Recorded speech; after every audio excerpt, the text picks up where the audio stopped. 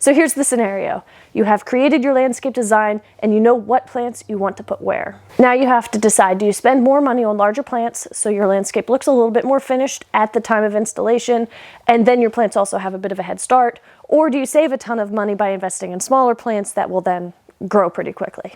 The reason I'm making a whole video on this is because it depends. And I want you to have all the information you need to make the best decision for you and your landscape depending on the context. Here is a quick overview of what this video will cover. First, some initial design strategies to break up the overall plant shopping process so you don't end up with this really big plant bill. Then I'll talk about when you should buy big or small perennials and shrubs. Then we'll talk about whether to buy big trees or small trees. And finally, I'll share some additional strategies for saving money on plants in your next landscaping project.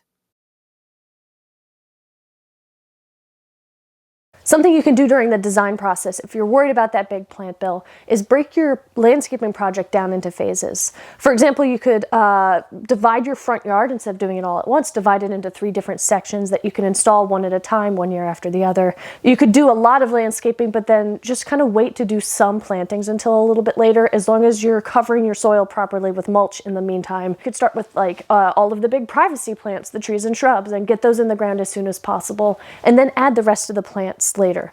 Just some things to keep in mind as you're making your landscape design plan.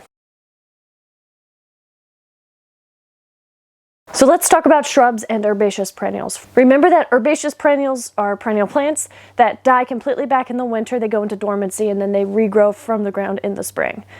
Shrubs, of course, will have some sort of woody structure above ground all winter. If you're trying to keep the budget as low as possible, then I recommend that you buy the smaller herbaceous perennials and shrubs for your design. For example, you can buy some plants that come in 4-inch pots like this, particularly the perennials, or more commonly, the smallest size that you can get perennials and shrubs is 1 gallon. And this is Echinacea. It's completely dormant right now because it's wintertime. This is typically the smallest size that nurseries feel confident that the root system is a little bit more established, that it has a better chance of surviving once you take it home and you put it in the ground. And it might even be worth pulling the plant out of the pot when you're at the nursery to check on its root system. As you can see here, we've got pretty good roots all the way around, but it is not root bound, so this is a healthy specimen. Interestingly, a lot of times these smaller perennials and shrubs will actually catch up to larger sizes. If you buy a couple of 1 gallon, you buy a couple of 3 gallon. A lot of times the smaller ones will actually catch up to the other plants after a few years of being in the landscape. Again, let me repeat that for emphasis. A lot of times they will catch up after just a few years. As soon as the plants are out of the pot, they have more room to just grow as quickly as they would like to grow. This is because the pots themselves will actually hold back plant growth just a tiny bit. And once the plants are in the ground, then they have all the room that they need to grow as much as they please. So any investment that you make in larger herbaceous perennials and some shrubs won't really make that big of a difference after maybe 3, 4, or 5 years. Of course, this is a generalization and it definitely depends on different plant types. Some plants are really fast growing, others are really slow growing. This is minutia at this point. In general, after a few years, a lot of things in a 1 gallon pot versus a 2 or 3 gallon pot, for example, a lot of times if you planted them both at the same time, after 3, 5 years, you're not really going to be able to tell much of a difference. But if you are landscaping from scratch, let's say you have a pretty bare open garden or landscape and you buy a bunch of tiny plants, then your garden is going to look pretty bare for those first few years. A lot of people will be surprised when they buy all 1 gallon pots. They look pretty big when you're putting them in your shopping cart at the nursery, but then when you plant them in the ground and step back a couple of feet, they look pretty small. But part of landscaping is that these things are alive and they take time to grow. In my opinion, the people who have the best landscape or garden transformation experiences are the ones who understand that it is going to be a process and not an overnight makeover. Even if you aim for a perfect makeover, there is still going to be some level of process. But of course it is a balance. And you can have kind of a little bit of strategy to buying some plants a little bit larger, some plants a little bit smaller, and I'll talk about that more in a minute. But I just want to touch on one thing. If you are going to go with installing the smallest plants possible in your landscape, then something that you can do, kind of a little trick, is you can buy some annual plants or even sow some annual plants in these gaps in between the smaller plants in the landscape for the first year, the first couple of years, until the rest of those plants get established. In just one season, an annual plant will grow and bloom and be absolutely prolific. It'll complete its entire life cycle in just 1 year. So that's kind of a little trick I offer to people if they want to fill in some space when saving money on plants.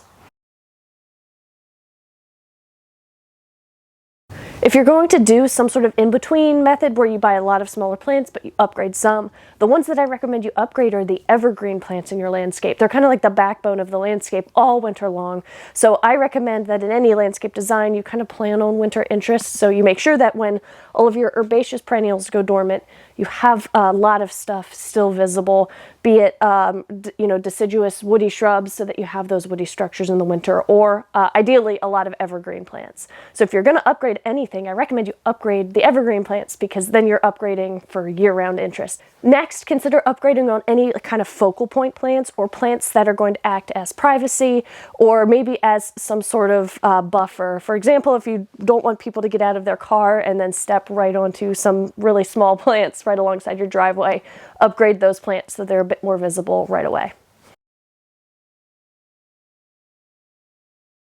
Also note that native plants tend to be a little bit more affordable than other plants.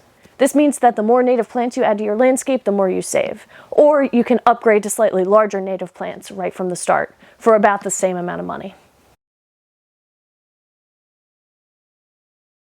Let's talk about trees, because I think that trees can be a bit different. Trees, in my opinion, have more of a curved growth rate, so they spend a lot of time being small, but then they start multiplying quicker and quicker as they get larger. For this reason, I recommend to my clients that if they want trees that are going to grow overhead pretty quickly or create privacy and shade really quickly, that they spend a little bit more money investing in larger trees, as large as you feel comfortable with. Let's give these trees a head start so that we can enjoy sitting under the shade of the tree that much sooner. And when I say bigger trees, I'm talking like maybe a tree in a 5-gallon pot, or trees that are sold by caliper, or which refers to, the number of inches in diameter of the trunk at the time of purchase. Of course, the size of a pot that a tree grows in does not tell you very much about the height of the tree or the size of the tree overall. But of course, the bigger the pot, the bigger the tree. Same with the caliper of the tree. You might have a tree that's 3 inches in diameter and it could only be 2 feet tall. So it depends on the tree. Do a little bit of research, but in general, I recommend you upgrade as high as you can. Just make sure that you can transport the tree safely